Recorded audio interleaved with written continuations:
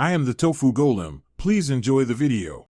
You start by confirming your Hisense runs Android TV versus proprietary VIDA. That determines if Play Store is officially supported.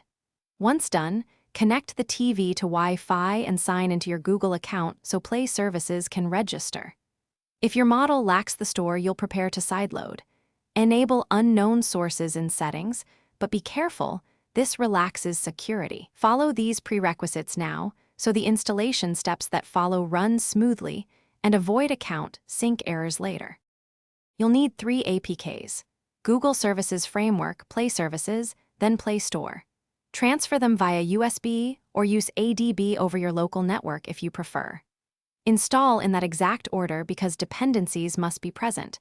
After installing Play Services, reboot the TV to let background services initialize.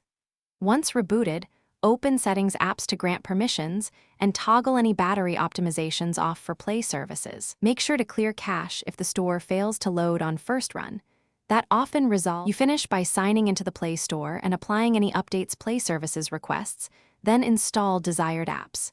If you hit errors like app not working or sync failures, clear data and cache for both Play Store and Play Services, reboot and try again. If login repeatedly fails, remove your Google account from the TV and re-add it to force a fresh token. As a last resort, perform a factory reset after backing up settings. That often clears persistent conflicts caused by prior sideload attempts. Thanks for watching. Consider subscribing if we helped you today.